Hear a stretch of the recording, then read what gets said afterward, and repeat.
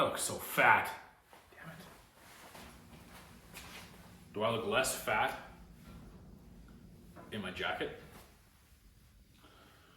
Hi there, I'm Logan from Excentric Metalworks. Today, I'm going to show you through my lathe and give you a quick rundown. What the hell is a rundown? First of all, what is a metal spinning lathe? Well, essentially, it's a big ass wood turning lathe. You put your buck or your chuck, whatever the metal spinning community calls it. I call it a buck because it is a mold of which to spin metal over. Your piece of sheet metal, which you've turned, cut into a circle, goes here, gets sandwiched between here and here, in there, and then you spin it up and you turn the metal and you fold it over the chuck or the buck. All right, we have some tooling like this. This is used along here with this post to spin the metal and fold it over, along with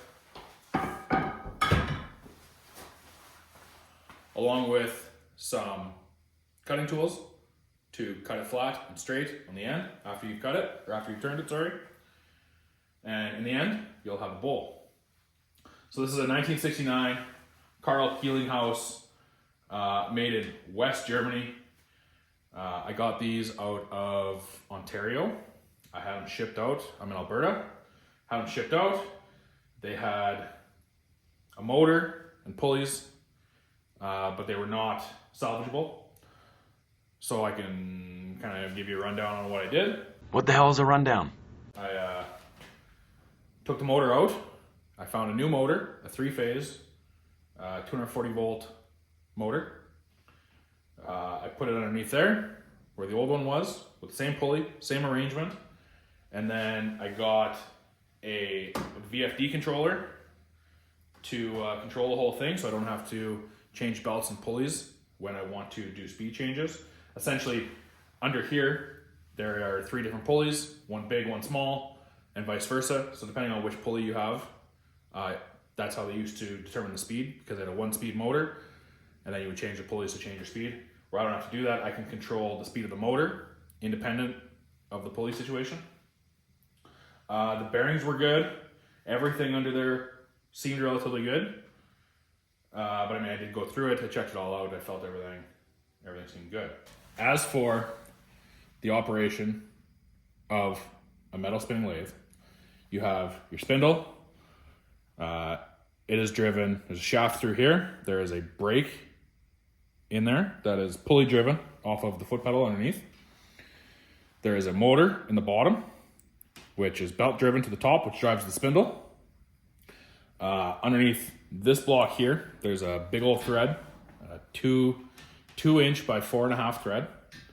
And then this is essentially an adapter. This came with the lathe. This adapts it down to a 3/4 inch thread. And I wanted to adapt it up to a 1-inch thread, just for more robustness. So this little piece right here is a spindle adapter, adapting it from a 3/4 to a 1-inch thread. And then upon that, I have a faceplate, which on the back, I'll show you in a minute, has basically a bunch of holes you can put screws through into the piece of your buck. And then essentially you treat this like a wood spinning lathe, and you turn your buck into the inside diameter or inside form of whatever it is that you're trying to make. Then you have the tailstock. It is a sliding tailstock. As you can see, you loosen this screw, and then you thread this in and out depending on the length of the piece you're trying to work on. This is a number 3 Morse taper with a live center in it. Now I chose a live center with a thread on the end because I have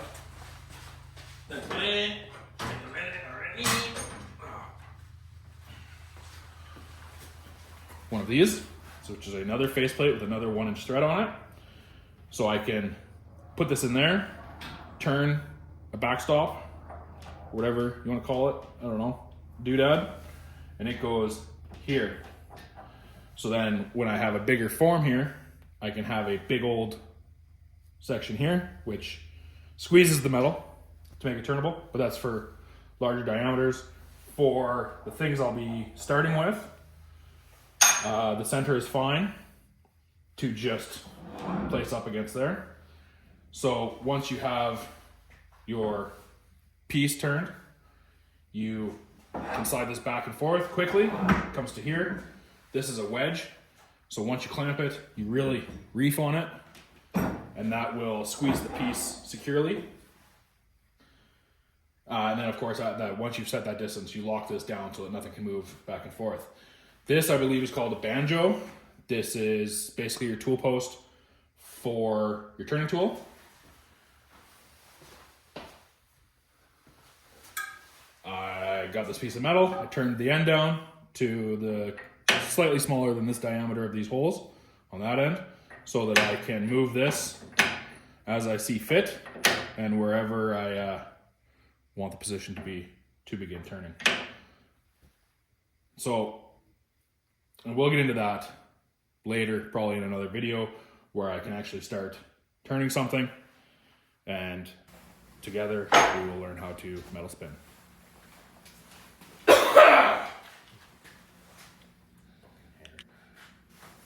So basically, a little bit about myself and what I'm trying to do. I have always had an interest in metalwork. I was a machinist. I got my German ticket. Since then, I've been a maintenance manager. I've done various things throughout my career. I have just always wanted to try and do this. It's kind of a lost art that people still do it in certain places, but a lot of metal spinning has gone to CNC and overseas to wherever. But it's something that I always want to try and do, to kind of try and mix some usability and some artistic, to make something useful, practical, and also make it pretty, like an heirloom item, something that you might have, and your grandkids might inherit it long after you're gone. In that metal spinning, there's copper pans, copper pots. I'd like to try and get into carbon steel woks, pans, those kind of things. Something that typically a blacksmith would make. And again, something that will last for a long, long time. So that's the kind of stuff I'm trying to make, stuff that will outlast me and you and those around us. So if this is something you're interested in, something you'd like to follow, you can follow along. I'll try and post as much as I can in regards to what I'm learning. There's lots to learn. My head's been spinning with all the things I need to try and learn and do, but one boob at a time. So in this, I'll be learning how to rivet, how to tin, how to metal spin. I have spun some things. We'll get into that in another video where I do tutorials on how to metal spin, how to rivet, how to tin, and how to use and cook and maintain cookware. So, and not just cookware, all sorts of things. Big shout out to NW Metal Spinning and House Cookware. They've been big inspirations from the Instagram. If you'd like to follow my Instagram, it's Excentric Metalworks, EXCENTRIC Metalworks on Instagram, obviously here on YouTube, and yay. So, can you see me? So that's me in a nutshell. Fuck, that sounds stupid.